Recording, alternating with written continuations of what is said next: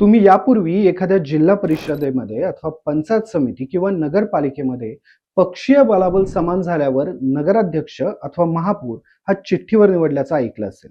मात्र पहिल्यांदाच एकाच जिल्ह्यातील तब्बल 3 पंचायत समितींचे सभापती हे चिठ्ठीने निवडले जाणार आहेत. हे होतंय पुण्यामध्ये. पुण्यातील तब्बल 3 पंचायत समितीमध्ये या 3 पंचायत समितींचे सभापती हे मतांवर नाही तर ईश्वर चिठ्ठीवर ठरणार आहेत. भोर पंचायत समितीमध्ये 4 जागा आहेत.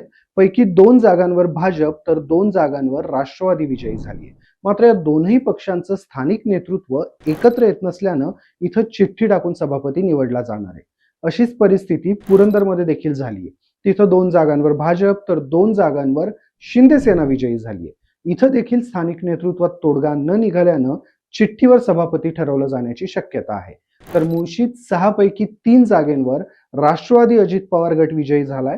2 जागांवर शरद पवार गटाचे सदस्य विजयी झालेत, तर एका जागेवर भाजप विजयी झालाय.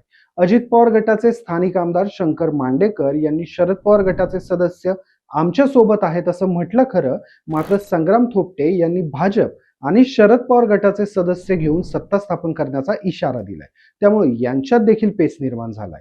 हा पेच जर सुटला नाही तर मुळशीचं सभापती पद देखील ईश्वरी चिठ्ठीच ठरवेल असं म्हणता येईल.